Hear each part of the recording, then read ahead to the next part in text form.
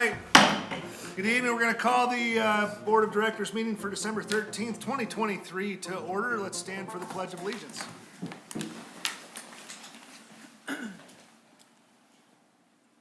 Ready, begin. I pledge allegiance to the flag of the United States of America and to the republic for which it stands, one nation, under God, indivisible, with liberty and justice for all.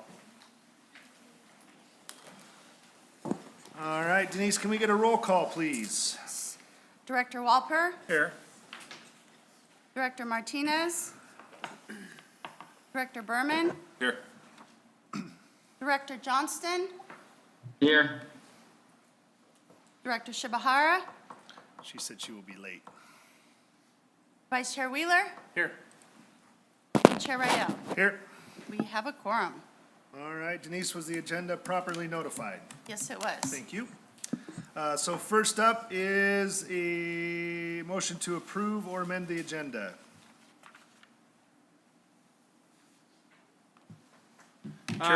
Chair Rydell, I move to approve the agenda. It's been moved. Second. Second, any discussion? All in favor, raise your right hand or say aye if you're online.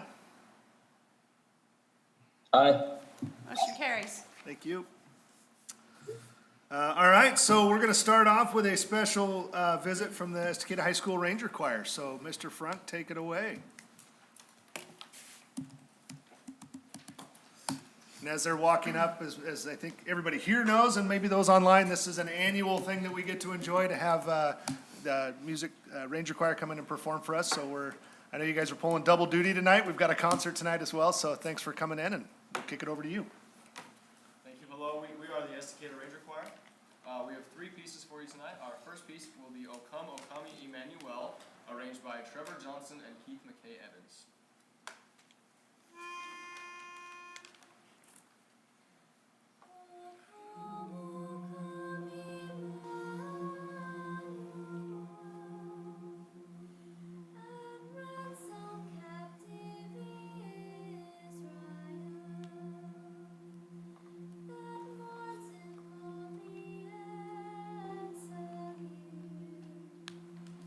Until the Son of God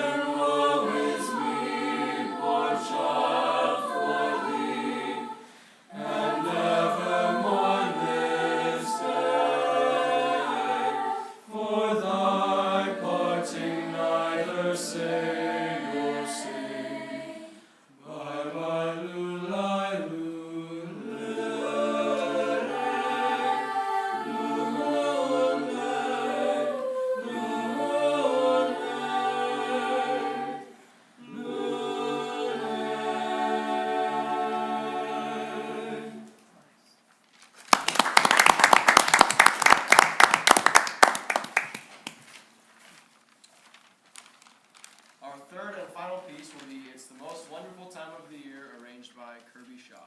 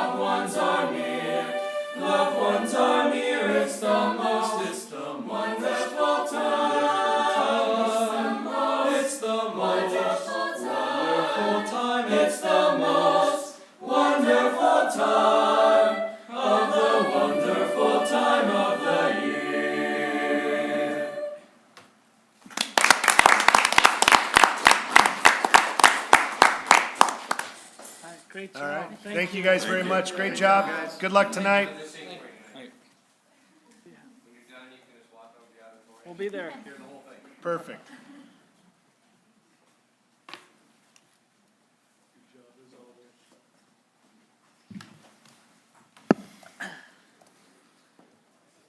All right. Funnest board meeting of the year, so glad we did that. All right, we're gonna move on to Board of Directors reports, and so I don't forget, I'm gonna start with Will Johnston online, because I always forget when we have people virtually. So I will pass it to you, Director Johnston. Nothing to report, thank you. Okay, thank you. We'll kick it to Director Walper.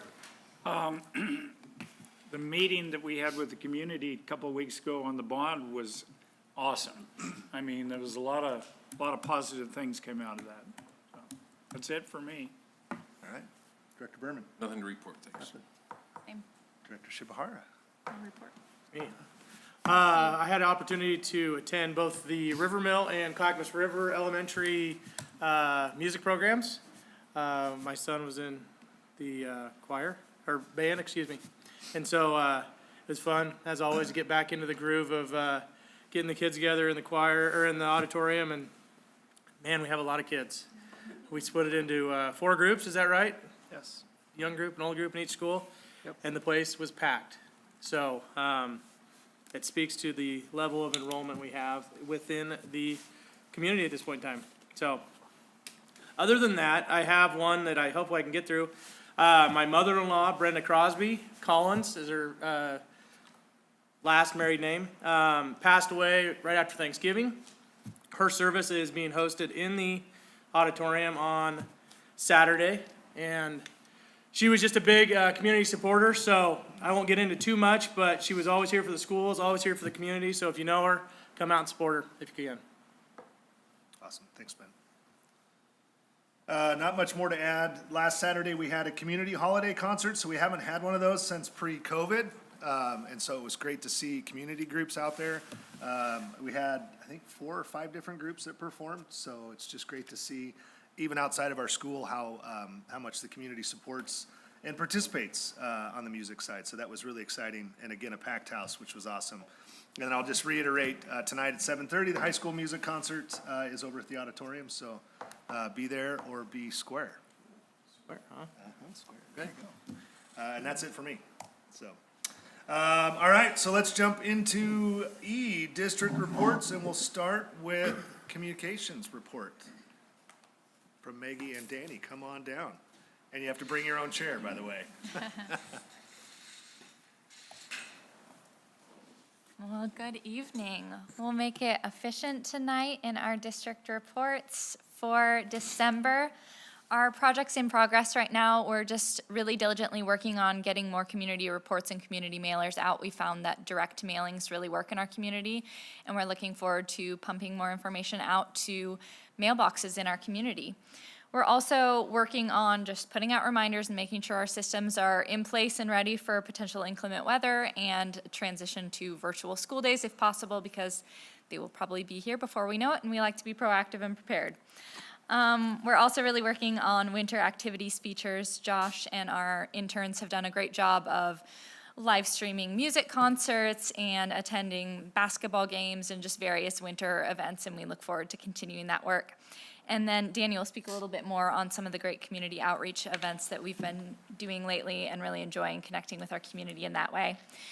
Recently, we finished up a series of 3 short explainer financial videos, and these have been really useful to help put out to our community and disseminate information about the complicated world of school finances. So thank you to Josh for that and Christina for her collaboration on that, and we're looking forward to getting that out more through sponsoring it on social media and just responding to people's questions. It's a good resource to have. It's, I think, 5 minutes in total between the 3 videos, so it's a good crash course in finance.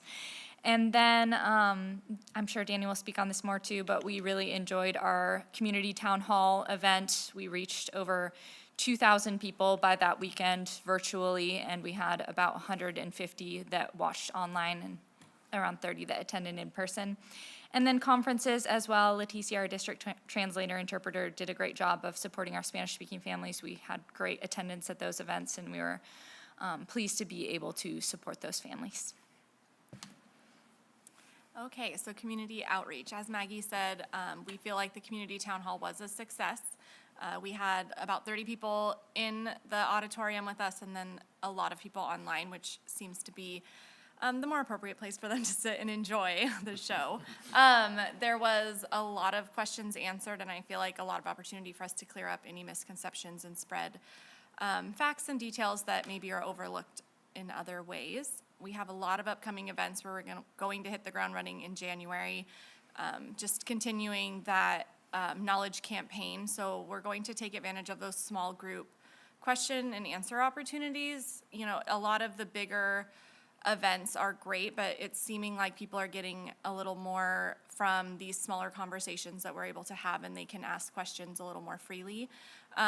We're setting up multiple different dates where people can come into local restaurants, and we'll just be sitting around hopeful that they will swing by and get their questions answered, maybe grab a few flyers, and just be able to casually, again, be able to have conversations with us. We had our first school tour, which we're hopeful to be more successful on our next 2. So we're going to walk them through the high school, and then if they would like to prolong it and maybe hit up River Mill, we will go ahead and do that as well. But we will be sending those out with postcards and really allowing our entire district the opportunity to come and see what the conditions of the schools are.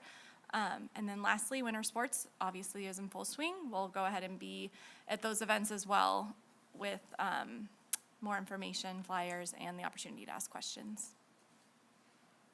And we are also setting up events for, we're going to have an event at the Oddfellows Hall and at the new community space at the library as well, so. Any questions? Questions? Yeah, these tours that you're giving, how many can you give at one time? Or are there different people that take the tour group through, and maybe a tour group of what size for each individual? We've had one scheduled, but it was a little bit short notice, and so we had a few RSVPs, but unfortunately nobody showed up. But hopefully next time, because our reach is going to be a bit broader, and we are doing that with Mike Ware, the Director of Operations, and I will walk through. People are supposed to RSVP, and so that we can have a good idea, hopefully we'll have a packed house and we can go ahead and funnel them through the halls. I don't think there will be a limit unless Cool. a bunch of great. people suddenly come out. We've Plus, had, it's over 1,100. Yeah. We do not have the capacity for that. we've had some tours in the past, and we found crowds of 25, 30 to be pretty good because they can still get their individual questions answered while still enjoying the group environment. So, yeah, as many people as want to show up, we will accommodate. Thank you. After the big community outreach last 2 weeks, 3 weeks, do you feel like some of the rumblings or rumors, common questions, are they becoming less, or do you feel like, is it having a noticeable impact in that way? I think kind of a weird people, question, but no, I understand. I think people are in different places in their level of understanding, and there are still some people that are at the beginning stages of their understanding of this concept, but I will say that I notice a lot more people in our community that have a better understanding that are able to share that information with other folks as they're coming along in their journey. So that is the thing that I have noticed change. Danny, if there's anything you've noticed? I agree. I think we've had a lot of input at this point, and people that have questions have had the opportunity to ask. It's just the making sure that we're trying to find the other groups of people that maybe haven't already came and asked. So in my opinion, it feels like there's the people that wanted the knowledge and want to understand, and they're there, and then we have the folks that are okay not knowing, and we really want to be able to knock on doors and find a way in so that they can at least just vote confidently and just know the facts of the matter, and that's really our main goal, so, Perfect. Thanks. yeah. All right, any other questions? Thank you. All right, thank you. All right, building and facilities report, Mr. Mike Ware, come on down.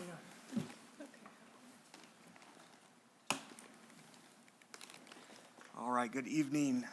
For your operations report, I'd like to always start off with our capital improvement projects and give the board just an update on where we're at. Our CRE HVAC project, the control upgrades, are still moving along. We had anticipated this project being complete by the end of November. Some programming issues and a little bit of hiccup on schedules. Looks like we're going to be more closer to the end of December to be finished. That being said, we are seeing a more consistent control of temperature within the building, i.e. the whole building is being heated. But sooner or later, we're going to be able to control it from our DDC program and make sure we can make modifications and adjustments per classroom or per pod. So we're very excited to get that completed here shortly. The district has just recently released an RFP for mini-split units for the middle school.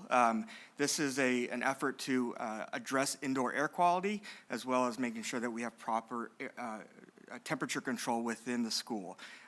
We have elected to do the middle school because it's one of the hottest schools that we have within our district, and we feel like this is going to give us the best bang for our buck. When we went out for RFP, I think last year when we did it, This one particular school was around the 275,000.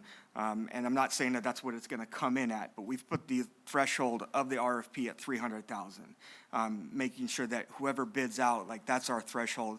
We can't go any higher. This is being funded through ESSER 3 funds to address those needs, and so it's nothing out of capital or general fund budget. Cooling center project, as you are aware, the board is aware, we received a grant to have a cooling center within the district, and we elected to use it at the high school. We are underway with that in the fact that we have now a contractor, we're procuring contractors to do the framing portion of the project, which is required to end up putting the 2-ton units or the 20-ton units on the roof. Once we complete that, the procurement ends this Friday. We'll be able to start that phase of the project. The equipment is not on site, but within the HVAC contractor's hands, and so we'll be able to start moving forward with anticipation to begin and finish before the end of the summer. Our seismic grant at the high school, which is another grant that we receive of $2.48 million. We have solidified contracts with our WRK engineer. We're now going through the finding of facts, and tonight the board has the opportunity to look through that information and whether approve or move forward with the CMGC process. And I'm looking forward to that discussion if any questions come up. A few other, our middle school boiler project is complete. And we did successfully remove our tree out front of the Estacada High School. Correct me if I'm wrong, I think the slabs that were milled up were about 1,200 pounds, 1,500 pounds. And so they're sitting dormant and in hibernation for the next 2 to 3 years with anticipation to do something in towards our school district with that wood. And that's yet to be determined. But we're glad that that thing came down safely, and now we're moving on to the next project. And I wanted to quickly just talk about our 2023-24 E-rate. Again, E-rate is basically a program that provides school districts with eligible resources, i.e. money, to build onto their infrastructure of IT, fiber, access control, or access telecommunication. In the last 4 or 5 years, as you're probably all aware, we've done many projects related to E-rate, from upgrading our switches to be up to about 10G capabilities. This year project addresses switch capacity at ESD, which is where our server farm is, or CESD rather, allowing for capabilities about 25G fiber. It just sounds really cool too. What this will result in is increasing our connectivity speed at our district for our students and staff, addresses redundancy, as well as addresses security improvements. This is also a future-proofing project that is really ahead of the K-12 industry. And through our technology department, our IT director, without her being able to apply, find the needs, and being forward-thinking, we wouldn't be able to have this opportunity. So we're excited for that funding to come through and getting that project started this school year. And then finally, some data, just like the report from the operations department as we get into the winter break and kind of that first big break of the school year. Our technology department is at 100% of tickets completed within 7 days or less. Our transportation, we started looking at through our PDSA and short cycle improvements, how can we reduce the time a bus is in the shop? Since the start of the school year till the date, we're down 20% of that time in the bus, which is evidence of some of the work that we do within operations, but also looking at systems and how can we improve systems. So a lot of that was system driven. Facility maintenance, work orders completion are 92% within 7 days or less, which is about on par over the last 4 or 5 years. And our nutrition services meals are up 29% at about 49,000 meals provided this school year. So again, evidence of our growing enrollment and the amount of students participating in our meal service program, which is a test to our nutrition services department, our cooks, and our manager in the nutrition services. Any questions?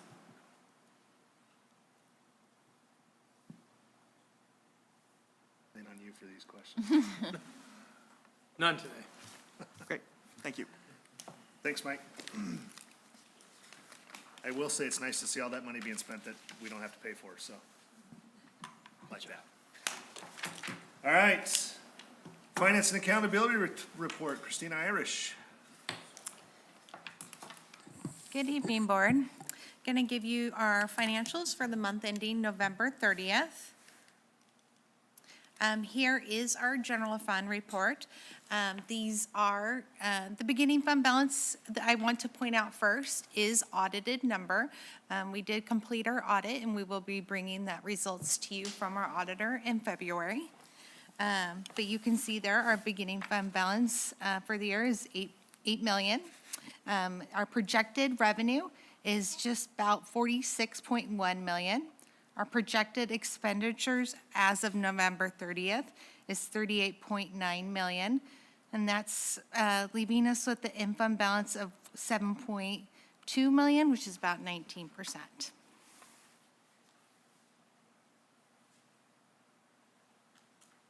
And just a little bit of a side note there, if you look at the far right column and under the requirements or expenditures, we're pretty close to maxing out our budgets with our projections right there. So that is why we're bringing a supplemental budget later today. So our budget to actuals and instructions are year-to-date in our encumbrance, we're at 94.5%. For our support services, we're at 89.7%. And we're projecting to fully spend out our other uses. For our capital projects fund, our beginning fund balance again is a audited number that came out at 933,000. You can see we did have some construction excise tax come in, so we doubled our budgeted number with that. So our projected resources is about 1.3 million. Our total expenditures is 761. That'll leave us with the ending fund balance of 517,000. And on to enrollment. Our enrollment, you can see here, I changed it around a little bit to make room for the para ad that we've requested. So that has a column right there next to the schools' names. So you'll see the para is broken down by FTE right there. Our CRE total for November 30th is 443. Our River Mill is 506. Middle school is 433. And high school is 544. So we're at 1,926, which is down 9 from last month, but we're still up 32 from last year. And with the charter school, we're at 3,259, which is up 10 from last year. I'm sorry, up 10 from last month, and up 168 from last year. So our graph, you can see there, it is a slight decline, not as much as last year. So we're still holding strong. Any questions? With the charter school, when do we bump up against that artificial threshold that we made? When we hit the 20%? When we hit 40%. 40%, yes. And it's there's a cap that grows 3% every year. And I'll have to get back to you on that. I'm not sure where we're at. The 40% you're referencing is what? So any child or student that they possess that's over their growth cap, the district profits 40% of their overall ADM. Okay. Yep. I'll look at that number and bring it back next time. Thank you. Any other questions for Christina? I have one more thing I want to show you, just to kind of prepare for the supplemental budget, because one of the requests is to adjust our transfers number, and I wanted to go through that with the board. You can see there on the left is what our current budget for transfers is, and then under the projected is what I'm bringing to the board tonight, and I just wanted to go through that. So we're projecting to increase our transfers out of general fund to 1.3 million. And that is partly, you will look at the food service, we're requesting to increase that by 250,000. And that is based upon what we transferred last year. If you remembered in May, we did request that increase in transfers. And that is due to increased supplies costs and increased labor. We are spending a little more out of the general fund out of that. The next is we're wanting to bring back the transportation transfer so we can purchase some buses for this year. The curriculum is staying the same, the tech replacement is staying the same, the turf replacement is staying the same. We are asking that we not transfer from the PERS reserve. We would like to keep that reserve there for when our bond drops, to keep, when our PERS bond expires, we will see a big increase in our PERS rate, and we would like to use that PERS reserve to offset that increase. And then the biomass is gonna stay the same, and then we're asking to bring back the capital improvements transfer. So the total transfer would be 1.37 million. And I just wanted to be transparent of what our request was. Awesome. And that is all I have. Okay. Questions? At gain in the foods area, you said it was due to labor and cost of food. Yeah. The labor cost, what's charging that? Or do we have extra people now? Or is it part of the union negotiation that did that? The answer is yes to both of those. We do have an increased amount of meals that we are serving this year, so we did have to increase our staffing a small amount this year. So we did have a small adjustment to FTE, and our salaries, our labor costs came in higher due to the new OSEA agreement. Right, okay, thank you. Is there anything not discussed or shown in the financial reports that we should be aware of? Not at this time. Okay, thank you very much.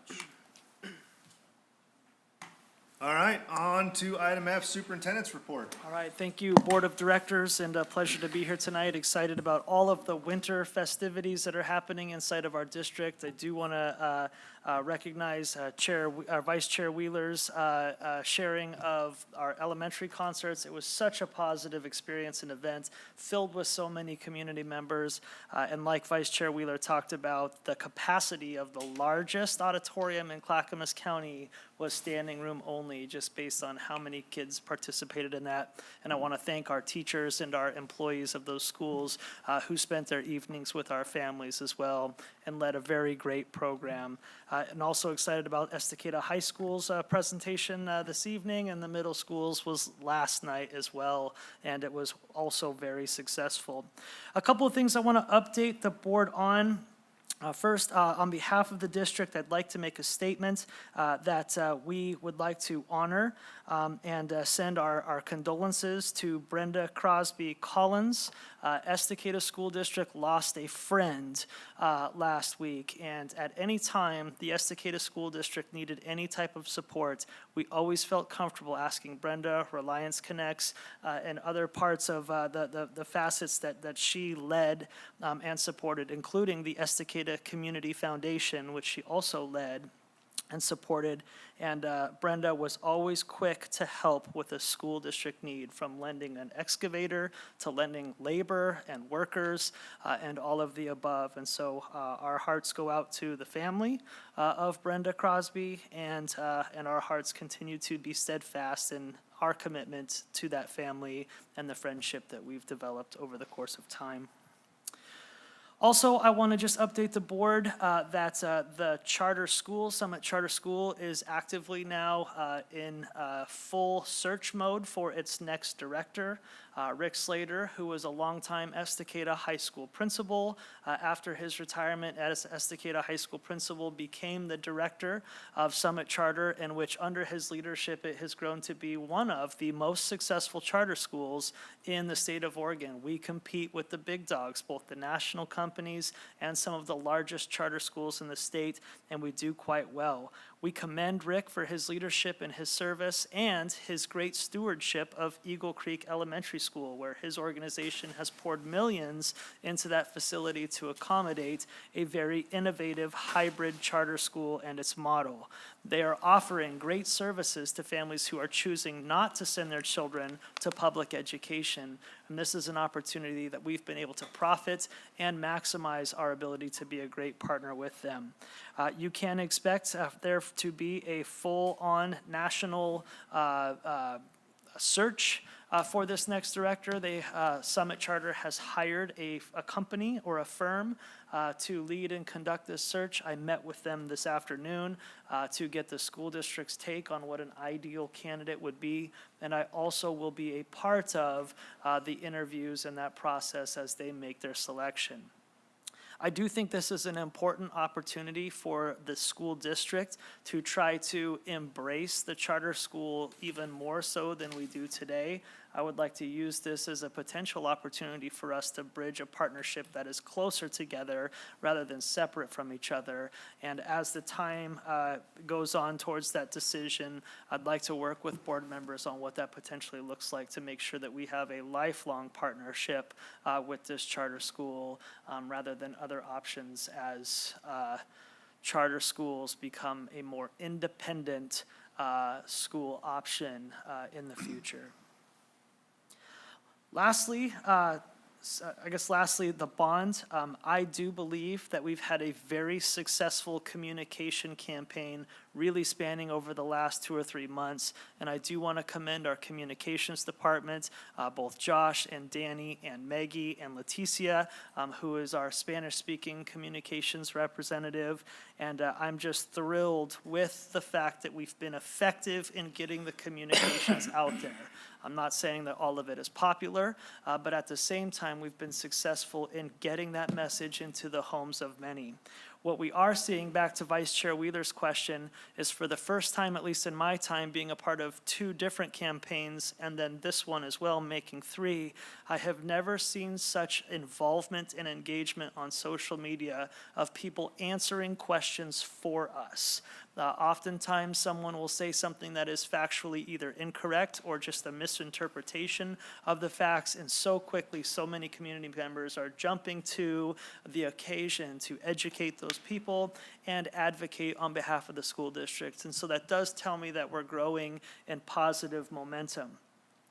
Another example that I am seeing, and this is something that's not necessarily good or healthy, but it's evidence that we are starting to make an impact, is I am seeing conflict and strife happen inside of family units. We know that Estacada is very tribal when it comes to families and how that works throughout our community, and there has now been numerous occasions where traditionally a family unit or family group would collectively just say no to things of this nature. And now we have people inside family members who are saying yes.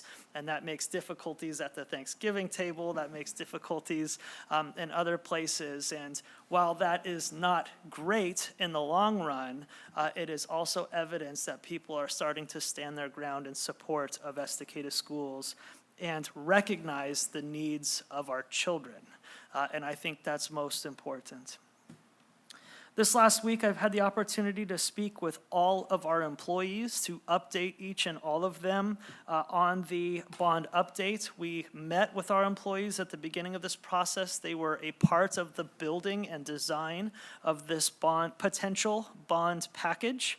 And so we had the opportunity now, after touching hundreds of community members, now thousands of community members, we got the opportunity to share how this plan has evolved, and we had the chance to measure just to make sure that this potential package still address the major needs of our employees, to which we've received a resounding yes. And so I'm very pleased and thankful for their input, and this tells me that we do have a package that is gaining credibility in our community and has support of the people who are working inside the system and that support. And the last fun fact from your superintendent, which is a history fun fact that I think is important, and the timing could not be better, and that is this. In 1958 was when a school bond was passed to build the current Estacada High School, and it opened its doors in 1962 for its first class. 1958 was when the bond passed. In 1978, a new $6 million bond was passed, and that ultimately built the new choir and band wing. It built the locker rooms and the new gymnasium, and it built the outdoor commons, which later then got fixed to become an indoor commons. That was 20 years between 1958 and 1978. And then in the year 2000, the community voted to pass a bond which took down the old Estacada Grade School and built a new Clackamas River Elementary School. 22 years from the last time the 1978 bond was there. And so if you think about when the timing is right for this community, the community typically invests in its school district every 20 years or so. So 1958 to 1978 was 20 years. 1978 to the year 2000 was 22 years. And 2000 to 2024 is 24 years. And so we are past due for a community investment in its schools and its systems. Fun fact of the day, that's your superintendent's report. All right, thanks, Ryan. Any questions for Superintendent Carpenter? The 1958 bond, what was the dollar amount, do you know? It was about $600,000. To build the high school. Dang. But let's look at inflation from 58 to now, and that's a really big number. Yes. I'm sure you can calculate Well, that that's what I for was us, kind of looking at, like in 20 years, it went from 600,000 then to 6 million. So that's 10 times, is it my math right there? And then 20 more years, it went from 6 to 25.1 million. And in 22 years, it's 6 times what it was in 2000-ish. Yeah. Okay. All right. Thank you, Superintendent Carpenter. That is worth $6,441,629 today. Say that one more time. $6,441,629 $6.4 million. is the inflation calculator. All right. On to item G, reports and presentations. We have Ms. Jennifer Berman with the SIA update. And another one. And another, we have 3 in a row. Yep. All right. You get to listen to me for a while tonight. Good Take it away. evening. I will start with the SIA Student Investment Account. This is our annual report. And we are held accountable by the state of Oregon with our goals that we set through SIA and the narratives that we have, and then we are presenting it to you. We collect data. We get feedback from our community on what's working, and this is a whole process that we go through in 4 quarters throughout the year and then present to you at the end of the year. So that's what we're here today, to have you approve the final piece to this grant that we have. And it has a lot of narratives to it, and through each one of our narratives, which were all created through community input, where we brought lots of stakeholders to the table when we created this plan. And we created strategies for each of our narratives. And so each year and each quarter, we look at the budget, where we're at on those things, look at our goals, where are we at in achieving them, and make a plan for what we do next. So this will be the last year that SIA is an independent grant, and I'll talk about that in our next series when we go to the integrated app. So we look specifically at this grant because it is one of our bigger grants that does also give us a lot of our staff members. One of the biggest things in our strategies that we found were that we had a hard time staffing a lot of the positions that we had planned for and had put money aside, and so we had to get a little creative and made some shifts in some of our plans for this year so that we could make sure we're spending that money on our students that are making a difference and on our outcomes too. So in each one of our narratives, we have to go through that, talk about things that stood out to us that worked really well, and make any adjustments that we need to make based on the data. So these were our project markers for the end of the year, which was finishing out last year.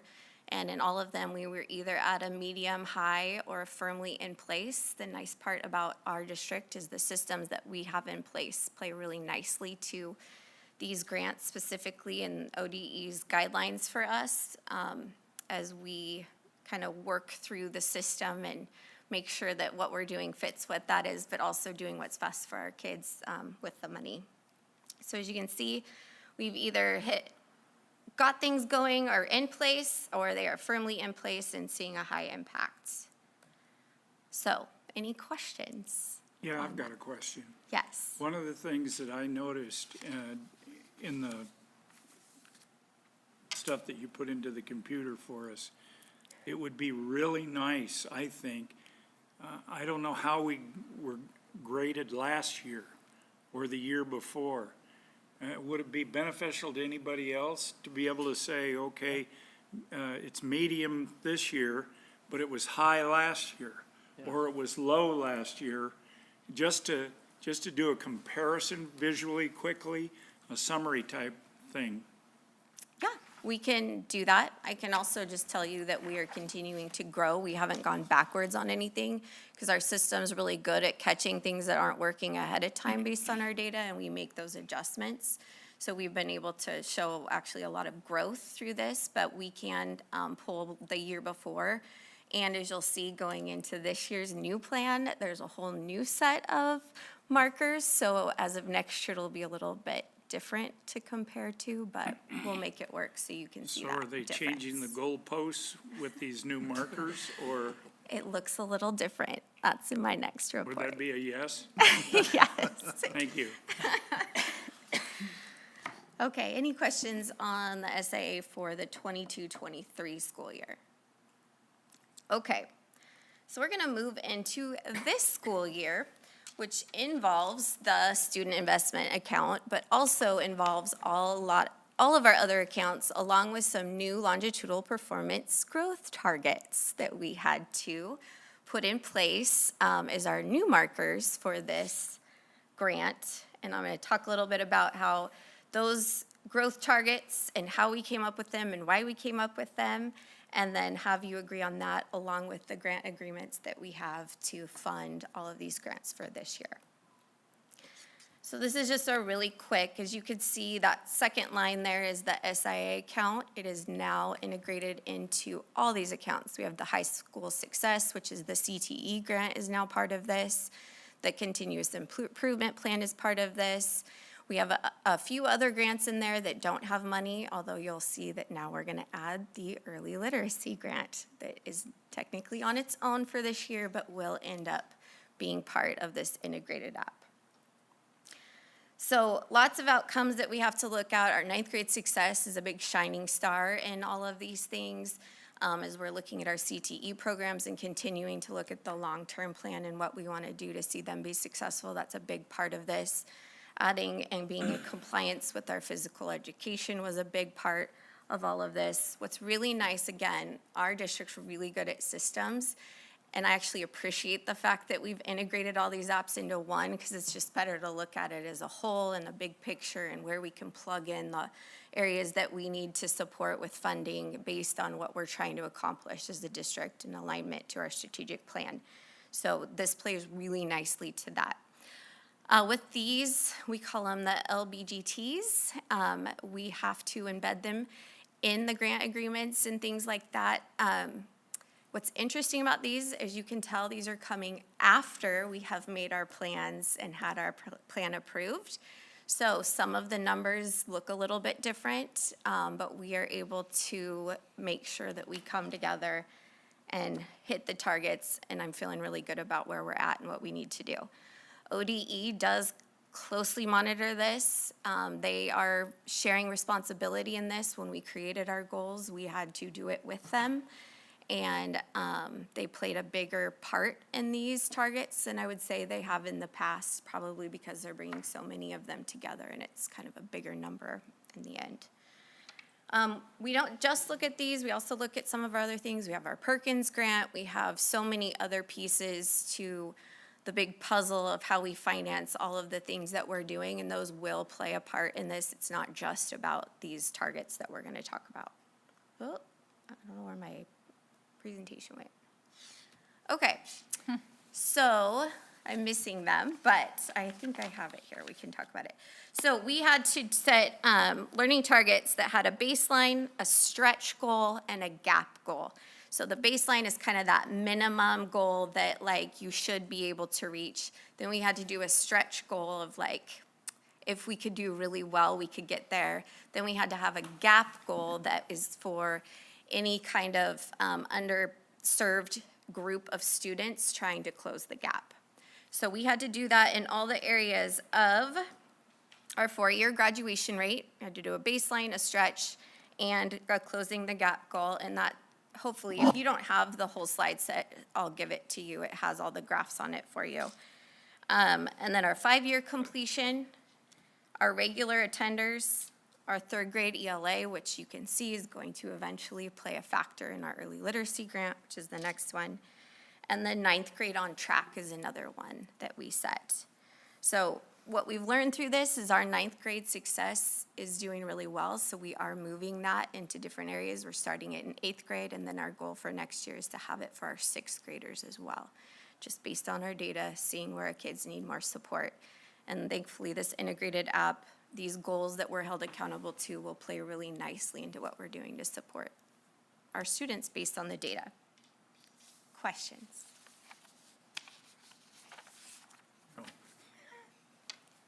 And we do have those slides. You do, okay. Yep. So you can see, Yep. I don't know if you have any questions on those numbers. Okay. There's a lot here.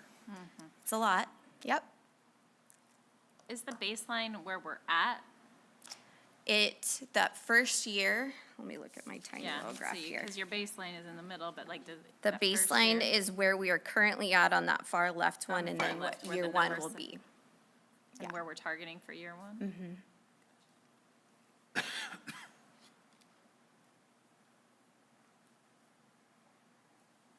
Any other questions? Okay, moving right along.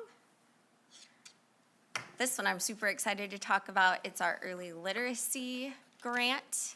The application is due January 8th for its first year. We pulled a committee together and came up with our kind of hopes and dreams of what we want to do with this new money and how we want to support really birth to third grade is what the grant is written for. And so I'm here to talk about the plan and what we're going to submit, get your approval so that we can go ahead and submit it to ODE and have an opportunity to get some more funds for our district to do some good work. So excited about this. The framework is really great. It's all about literacy in our core instruction and also closing those gaps. So again, when you go back to those learning targets that we had to do before, longitudinal targets, it's going to be based on our third grade reading scores based off of this plan that we're putting together. Nice part about this, when we first were presented with the expectations from ODE and the guiding principles that we had to make sure that we were doing, and the 8 sections of this very intense plan that they provided for us, we already had a lot of things in place, but now it kind of gives us a little bit more resources and funding to just take it to the next level and just do a better job at making sure that we're hitting all the marks. So when we got to dream about what we wanted to do with this, teachers were really excited about some of our ideas. So it is a 4-year plan right now, but we're just in the Jumpstart Biennium for it. We have a year 1 and a year 2 number that we created a plan on. If that does get approved by ODE, then we will create year 3 and 4, and then we'll see what happens after that. We were told that the plan is to get about that amount, but it's very unsure of what year and 4 amount, 3 and 4 year amount will be. Therefore, we took things very temporary status until we see if there's some longevity when you think about hiring people and things like that. So all the areas that we had to make sure that we covered in our plan, we had to do a full review of what our current plan was, which already hit a lot of the marks they were looking for.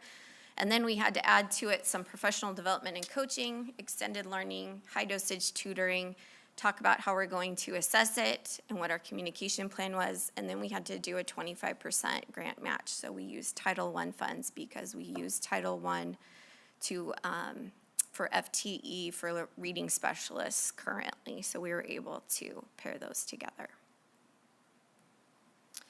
Our committee came up with our early literacy vision to just start to guide the work that we do as we started our plan and put our budget together. Our overview of the plan is really just taking our current systems and elevating those programs, providing more after-school opportunities, providing more one-on-one, more curriculum, more books in the hands of students, so they have more opportunities to be reading, and just supporting some of our partnerships that we have, and how do we make that a stronger partnership to do more things. Our Language for All program hits the marks really well for oral language, and so thinking about all the ways that we can continue to beef up that program. And then our Read Day actually really hit the marks for the extended day. So, like I said, we already had a lot of things in place, and I'm really excited to see how this takes what we're trying to do to a new level. So for the coaching, all of our kindergarten through second grade teachers are getting trained in what we call the multisensory education with the comprehensive Orton-Gillingham, we just call it MZ. And we are in the process, we have about half of them trained right now. By the end of the year, they will all be trained, and then we have a budget for all our new hires or someone who switches grade levels. In year 2, we plan to hire a K2 literacy coach to support the framework in the classroom. Teachers ask for this, they see the benefit in our instructional coaches and want more of that opportunity. So that's what we're doing with that piece. Our extended learning, we're gonna keep using our read days as part of the plan and provide some intentional targeted reading instruction and be able to purchase some curriculum to help support that. And like I said, also more books to get in the hands of our kids. We want to expand our current partnership with Todo Suntos. They do a kindergarten jumpstart. We want to add a first and second grade. If you are not reading at the markers, we expect you to be in first. By the end of kindergarten, you'll go to first grade jumpstart. And if you're not by the end of first grade, you'll go to second grade jumpstart. And that would be an add-on that our trained teachers would lead, and we have budgeted for that. High dosage tutoring, again, will become an after-school program 2 days a week for 10 weeks that our teachers who are highly trained will lead the tutoring program. We'll start that in year 2. We have, thankfully, already went through a state-adopted curriculum, so we are good to go on that. We do have some supplemental things that come along with more decodable books and things like that, some electronic licensing that we want, and so we were able to really kind of just beef up the programs that we already had by purchasing more licensing and curriculum and things to support what we're already doing. Our communication plan, we already have that in place. We have a lot of things in our curriculum that we can also be more consistent with to help connect that home support to reading and how important it is that we're reading at home. And so we already have some plans for what we're going to do with current systems we already have in place. And we already have our assessments in place. Those are ready to go, and they were already approved. That was a check mark by ODE, so we were pretty happy about that. We are in our budget for this first year. It's mostly the training and the curriculum and purchase because you can only backdate it to October, and then we have to pay it out to the end of this year. And so it was more of like, let's just, what do we buy? How do we train people for this year? Next year, we will be hiring on a temporary basis until we see if this funding will continue from ODE. Again, continue the training in support of our teachers, professional development, and adding that high dosage tutoring. Any questions? So that was gonna be my question. Year 1 and 2 are funded through the grant, so do we have a plan after that? We're hoping that grant money will be available. If grant money's not available, Yeah. do we have to scrap it or find the money elsewhere? What's the thought on that? It's a 4-year plan, but we're only writing and submitting the first 2 years right now. Okay. I think they're waiting to see what those look like and see if the funding will support what we're trying to do, probably get some data collected on it to determine the amount we'll get for year 3 and 4, but we are putting together a plan for year 3 and 4. It's just not at a point where we have to have it done and approved. Got it. Okay, thank you. How is it calculated? How does it end up with 16 cents at the end So, or 24 cents at the end? good question. Multiple grants, they all have pennies and change. Like how's it weighted? We put in information and is it our school size? Why didn't we get 300,000? It's broken up by total population, and Okay, it's so it's per diem, yeah, prorated, and, okay. and we also have the charter schools money. When charter schools apply to it, it flows through our coffers also. When it comes time to selecting teachers or high dosage tutoring, who is that? Is that somebody that we just throw it out there and say, who wants to be a tutor after school? Or do we go through and go, wow, Rochelle, you're really good at reading and you can teach people, and Joe, you're terrible. You're disqualified yourself. Like, how does that work? They actually have a criteria for what high dosage tutoring is, and it has to be a highly trained person. So we're considering our teachers who we are Orton Gillingham MZ training to be highly trained at that point. And we also made sure those were the people part of our committee. And so they knew, and we said, okay, if we say this, we have to do it. And they were on board to do that plan. So it will be our kindergarten, first grade, second grade teachers who stay the hour after school and do the tutoring. And then does that show up on their paycheck as like a stipend, or how does that work? They'll be paid by the hour, and it'll be paid through this grant. Thanks. All right, any other questions? No, And then I have unless you sign up ahead of time. one more. I don't know if we have a slide for it or not. So I'm also bringing before you the 24-25 calendar. It was a board-approved calendar that we have made some revisions to, so hopefully you have the list of revisions that we needed to make. This was brought up because Thanksgiving was on the wrong week. And of course, it's never that simple to just move Thanksgiving down a week. Because of that, we had to move around a lot of days that's listed in your backup and all the changes we made. And since it was open, we made a few changes. Just our last day of school was a Monday. So we took that day and put it on a different day where it made more sense so that our kids end on a Thursday. Just little things like that. We were short one read day we had to find. So we just went with a fine-tooth comb, went through it, hopefully found every mistake, and made any adjustments needed. But looking for you to approve that. There is no financial impact on those changes. Has that already been communicated, the need for those changes to employees? It has been communicated to the union, To the union, okay. yes.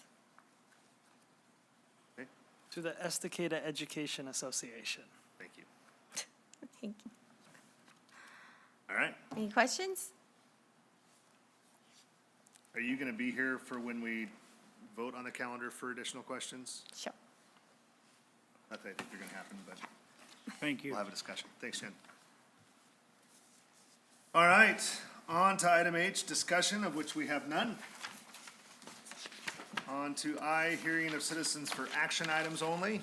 Have none? We have none. On to J, action items. The consent agenda includes a package of one or more items to be voted on as a unit. However, if any board member is not in favor of one or more agenda items and prefers to take separate action, a request to the chair anytime prior to the vote will remove that item for a separate vote. Chair Rydell, I move to accept the consent agenda as presented. Second. Moved and seconded. Any discussion?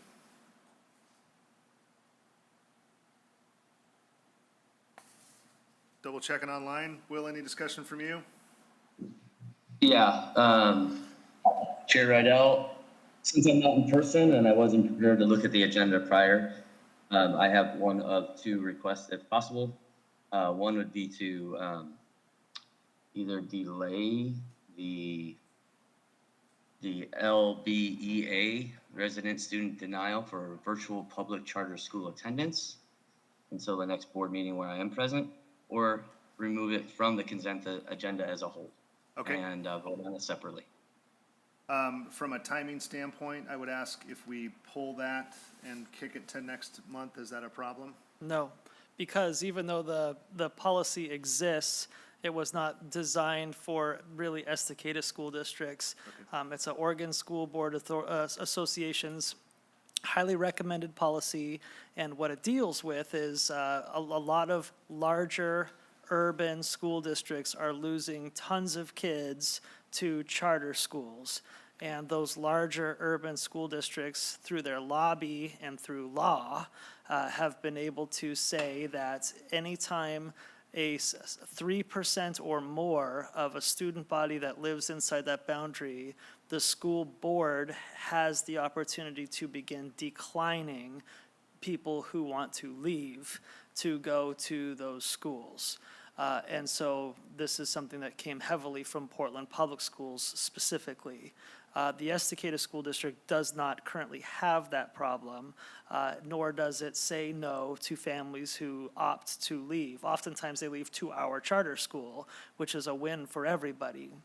And so even though this policy is, they're recommending we adopt it, it doesn't mean that it's something that we have to follow through on. It's because the policy, even if it's in place, it gives the school district discretion on what it wants to do. And it gives us the ability to do that. So there's no time-sensitive crunch to your original question, and I would feel fine to pull just this one out, because there are some ones in here that are time-sensitive. Right. And the law is already in place, and so we need to align ourselves with that. Okay. But, so I'm fine if we pull that and move it to the next month to allow Director Johnson to participate in person. Is everybody okay with that? Just LBA. It would just be E. So item E in the consent agenda, which would be policy LBEA. We would just be Yeah, pulling that from this consent agenda. That's all we have to do today. We don't have to confirm it's gonna be on next month, but it would be to pull that off correct. for tonight. So we're okay with that? So what I would need is a new motion. Yep, you would need to. We need to vote it down and then. You need do to a vote it motion? down, and then Okay. you need to present a new motion to pull Okay. it out. So right now, we're gonna vote to, whether to approve the consent agenda as presented, and if that does not pass, then we will have a new motion pulling that one out of the consent agenda. Correct. So, all in favor of approving the consent agenda, raise your right hand, or say aye. Okay, all opposed? Hey, Okay. So then we need a new motion to accept the consent agenda minus item E as previously presented. Chair Idell, I move to accept the consent agenda except for item E. And removing, yes, removing item E. Okay, thank you. Second. Moved and seconded. Any other discussion on the consent agenda? All right. All in favor, raise your right hand or say aye. Aye. aye. Carries? All right. Item K for the grant agreement, 34094. Chair Idell, I move to approve grant agreement 34094 with the Oregon Department of Education to receive $426,000, $788.12 in 2023-2024 for the high school success grant. Second. Moved and seconded. I love approving things that says we get money, so Yes. any discussion around that? Is this one of the ones that was separate that then next time is gonna be combined? This is combined this year. This is the So combined one. we have had this grant in the past, but now that they are combining it, they're asking us to bring the grant agreements to the board for approval. This high school success grant, what used to be known as ballot measure 98, if you remember that from a couple years ago. We've got a couple of them tonight. Yep. All right, any other discussion? Okay, all in favor, raise your right hand or say aye. Aye. Motion carries? On to L, another grant agreement 34370. Chair Rydell, I move to approve grant number 34370 with the Oregon Department of Education to receive $1,902,278.83 in the 2023-24 for the Student Investment Account Grant. Second. Moved and seconded, any discussion? No, other than we'd like to thank business owners who have gross receipts of over $1 million. You're the ones who pay into this, and we greatly appreciate that support. Thank you.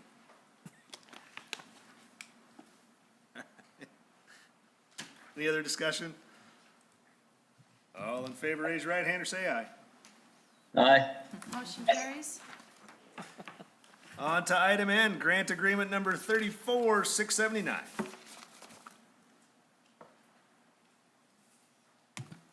Chair Idell, I move to approve grant agreement number 34,679 with the ODE to receive $5,572.83 in 2023-24 for the early indication and intervention system grant. I was trying to cheat. I know you were. Second. Been moved and seconded. Any discussion? Take the money. All in favor, raise your right hand or say aye. Aye. Motion carries. Oh, now we gotta start spending money. Item N, the WRK engineers. Chair Rydell, I move to approve the WRK engineers to proceed with the GMGC method for the Estacada High School main gym seismic rehabilitation project. Second. Moved and seconded. Discussion? I think we've had a bunch of discussion on this and it's led us to this point, so I'm glad we're here and I'm glad that we're finding to a point where we can confidently move forward with the information presented to us. So, Mike, appreciate that. Christina, thank you. Well said. All right, moved and seconded and discussed. All in favor, raise your right hand or say aye. Aye. Motion carries. On to item O, approve the early literacy grant plan. Chair Rydell, I move to approve the early literacy grant plan with the ODE to receive funds for the first biennium. Second. Moved and seconded. Thank you for all the data. Any additional discussion? All right. All in favor, raise your right hand or say aye. Aye. Motion carries. On to item P, resolution 2223-6. Chair Rydell, be it resolved that the Board of Directors of the Estacada School District, okay, hereby authorize Resolution 2223-6. I'll second. Moved and seconded, and I think this has to do with the supplemental budget. So Christina did explain that a little bit, but additional discussion, or do you want to provide any additional details? Just giving clarification, we are bringing this to you because we did adopt the budget at 9.9 and the funding did come in at 10.3. And we also did receive a higher beginning fund balance. Those expenditures are to cover the increased costs due to the employees' contracts that settled at a higher rate than what we budgeted, and also due to increased staffing that we've had due to growth and the needs. And we're also requesting to restore a portion of the budget that we did cut during the 2023-24 process due to the 9.9, which did not allow us to which was the transfers that you saw. Got it. Thank you. And the other part of that is the capital projects funds. The revenue has come in higher, and we are seeing a need to increase our appropriations for expenditures for any emergencies. Got it. Thank you for the clarifying points. That's really helpful too when we're looking at a supplemental budget. So continue that in the future, please. No when problem. we have those. So, questions or discussion on the supplemental budget? And this should set us up for the rest of the year too, which is important to note also. Pending an emergency. And then, not uncommon, just That for happens. anybody listening or Yeah. that wants to know, right? We approve the budget before the state approves the funding, so it's not uncommon that we need to do a supplemental budget based on what the state ends up doing. So, so not uncommon at all, and not an indication of poor use of funds. True. Just a budgetary thing, so. All right. All in favor, raise your right hand or say aye. Aye. Motion carries. Item Q, resolution 2223-7. Chair Idell, I move to approve the 2024-2025 calendar as presented. Nope, one above that. Item Q. I'm not ready for Q. I want to go on R. It's before R. -7 resolution. Fine, Chair Idell, be it resolved. I rescind that. Chair Idell, be it resolved that the Board of Directors and the Estacada School District hereby authorizes Resolution 2223-7. Second. Moved and seconded, and I think we'll probably want to have Mike come down and talk about this. And then we can also talk about the significance of a resolution as opposed to a course of action. Correct. Let me pull up my notes here just in case I get a question that I can't answer. I'll open it up for questions if there are, or I can just give a quick synopsis of what we're proposing here. The state of Oregon is a green state, as you know, and we follow California emissions laws. In 2025, diesel vehicles will not be sold in Oregon. And so we need to, as a district, start moving forward to a clean emissions and a new alternate way of when we purchase our buses to fuel them. The two major options out there are electric buses and propane. In looking at the two electric buses, we'll start with them, or twice the cost of a propane bus. The infrastructure that you have to address within your shop or within your bus barn is significant. We're talking about being able to plug them in. Our techs, our mechanics also would need to go through some additional training and professional development. But the biggest thing is that because of our terrain, we will not get as much mileage out of a bus that's an electric bus. And they do quote you at a significant 400 miles or whatnot, but that's on a flat terrain, not going anywhere up on a hill or whatnot. On the other side, propane, about half the price of electric bus, so we're looking at that $200,000, around the same price. It uses a gas engine, so it's a Ford engine, a Roadster.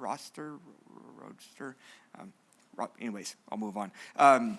Gas engine, the infrastructure is not as significant. Minimal upgrades to the shop. We do need to consider a propane tank that is customizable and look at future proofing for more buses, the ability to do more things. It does run about 400 miles, and that's on the mid-level. It could probably go a little higher, but on the safe side, 400 miles on one tank of propane.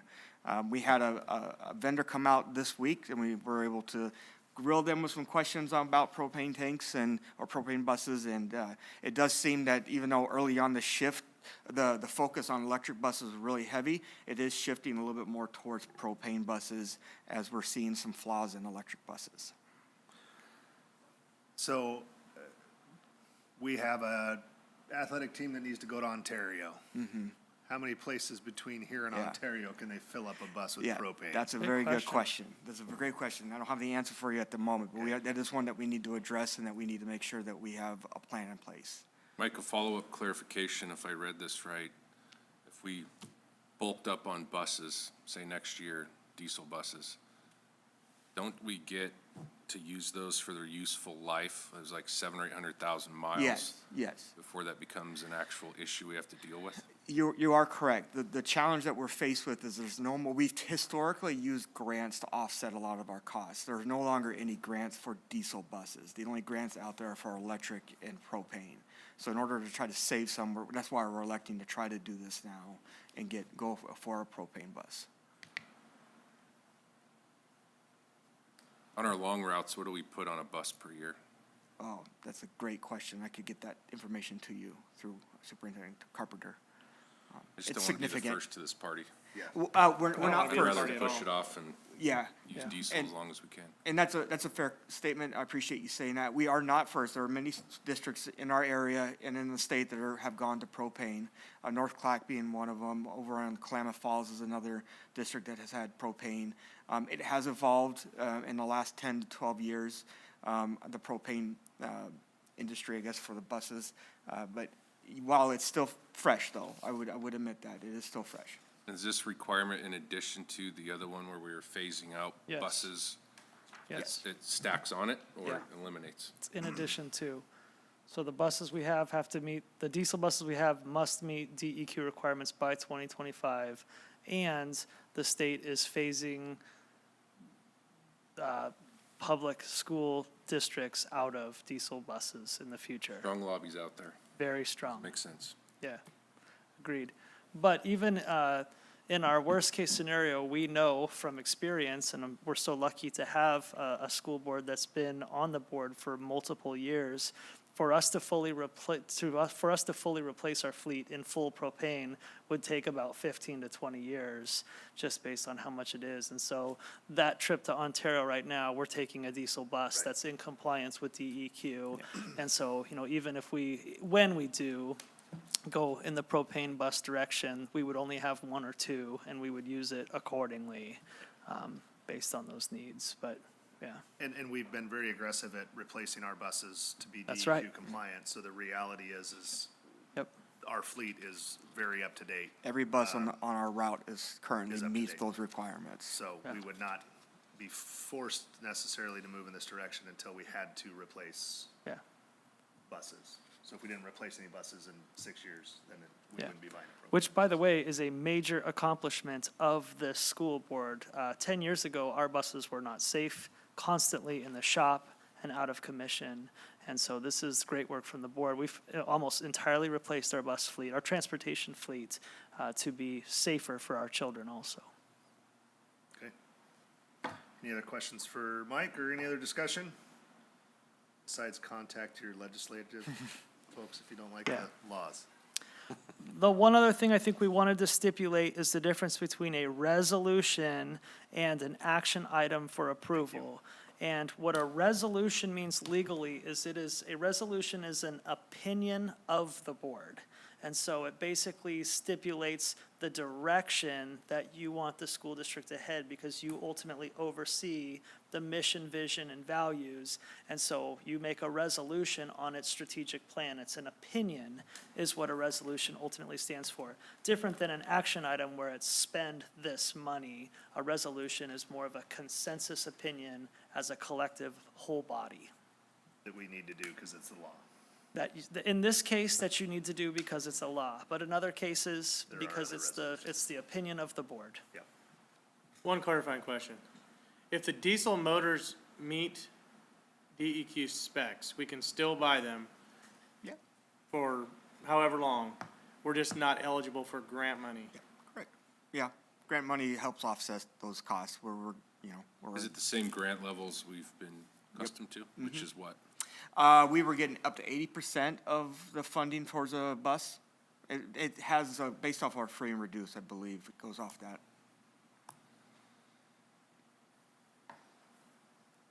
And that's over time though, right? The reimbursement? Yes. Correct. I don't believe so. This is separate from the transportation Oh, grant.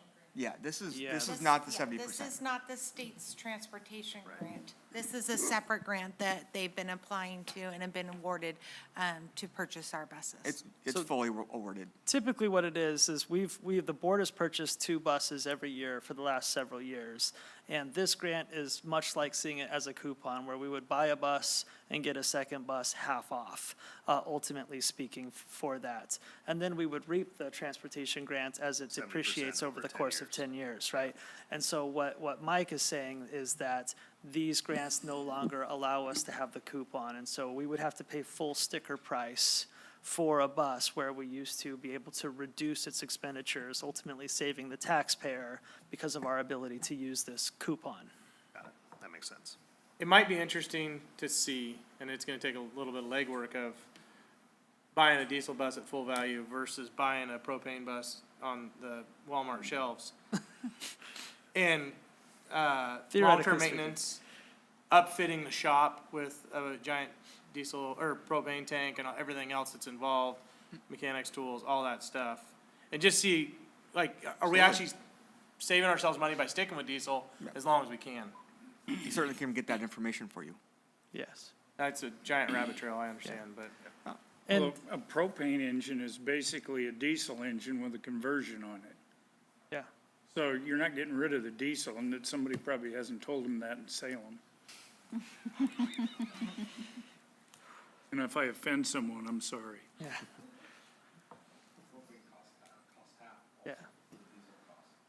Yeah. Okay. All But right, you're running a dry fuel that damages things. Yeah, all right, thank you. back to the resolution. I'll support the law, but Yeah, not this. Yeah.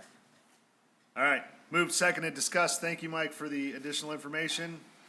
Any further discussion? All in favor, raise your right hand or say aye. Nobody? Okay. I wish I'd have gotten a Unless hint Will, on did that. Will get? Wow, was I Will was quiet? not picking up the vibes. All opposed, all opposed. I want to know more. One more There you information. go, all right. Nay. Feel free to knock on the table or something. if I Sorry, missed Ken, that was a curveball. Yeah, it said something. So what this does mean, though, in the interim, until we can find an opinion that the board can get behind, is that we will not be eligible for any type of incentivization to reduce the cost on new buses. We're good with that. When does this go into effect? Today. Yeah, it's in effect. I thought it was 2025, you said. That's when the threshold is, and that's when they're gonna no longer sell diesel buses. But for us, like, we're gonna come to you a couple of months from now, and we're gonna say, we need to purchase 2 new buses. And 100,000. you're gonna say, purchase diesel. And I'm gonna say, that's gonna cost us $500,000. And you're gonna say, awesome, we just moved $240,000. And I'm gonna say, great, That gives us a month to get some information. yes, All right, yes. Yeah, and we could just convert propane to diesel after we get them. You can, you oh can. geez, there, let's, moving on. Moving on. And get this meeting Okay, over. on to item R, to, the revised calendar. Chair Rydell, I move to approve the 24-25 calendar as presented. Second. Moved and seconded, any additional discussion? Yes. Shortly, though, just a reminder that any calendar tweaks must be board approved. That's important to note first and foremost. The board oversees the school calendar.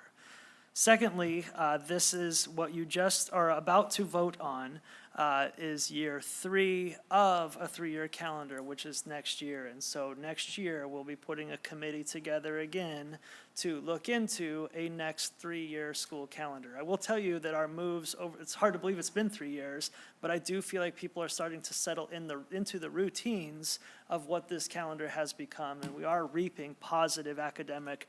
The data is telling us that this calendar has been effective thus far, but I just wanted to communicate that after we make Thanksgiving the appropriate week, that'll be year 3 of 3. Do we automatically go back to like a calendar committee? We do not have to, but it's best practice Okay. to let the community and its employees have a voice in that. All right. Any additional discussion? All in favor, raise your right hand or say aye. Aye. Motion carries. On to item S, hearing of citizens for non-action items. Yes, we have Tom McEnany. Mr. McEnany, as a board, we appreciate and encourage public input. However, Oregon Public Meeting Law requires these sessions to be held in public. This is a meeting in public. It is not a public meeting. Primary difference is being that public input may be requested or allowed, but it's not required under the law. In other words, you have the right to view but not necessarily participate. Policy BDDH is the guide for public participation. In essence, states that citizens must sign up in advance at the beginning of the regular meeting for an opportunity to speak. At all times, your comments must be addressed directly to the board. Speaking time will be limited to 3 minutes or less. Those with common topics of interest are asked to combine comments where possible, designate topic at time of sign up, and stay on topic. Any items already directed to the Office of Superintendent for review will not be heard in the board session. Finally, neither the board nor the district personnel are expected or required to respond to comments and/or questions during board meetings. I think that was slower than last That time. is a mouthful every time. All right, so Okay. you can introduce yourself. Once you do that, we'll start the 3 minutes. Okay, Tom McEnany. City council meetings have been interesting for me the last couple times, especially the time before last. I have a very inquisitive, analytic mind, which Superintendent Carpenter can attest to, and he's been the recipient of that several times. God bless you for that. But the time before last, I addressed the board, or the council, about safety and security for our community because of the world that we're facing now, is a dangerous place. Our country is being invaded by people, nobody seems to know what they're doing. So what I asked them to do through the time that I spoke to them was just make sure that the community understands and knows that they have their back and that they are taking it very seriously and at the highest regard, which I would ask the school district to do as well. And I did have a conversation with Superintendent Carpenter about safety and security, and he told me about some drills that are done in school and are taken with showing victims and whatnot. Anyway, but on the second time around, I wanted to reiterate things, and all of a sudden, what do we have? 6 school districts had to be evacuated because of explosive threats, and now, today, another one in Washington. They keep saying that they're not credible threats, but how many times does it have to be not credible before they flood the zone enough to where it becomes, oh, you know, it's just another wacko, whatever, and then boom. So basically what I'm asking is that this district take it in the highest regard for safety of our community and especially for the safety of our children, grandchildren, and whatever. And I would like to say Merry Christmas to all. Thank you. Thanks, Tom. Tom. All right, that brings us to item T, adjournment. Thanks for being here. Have a great night.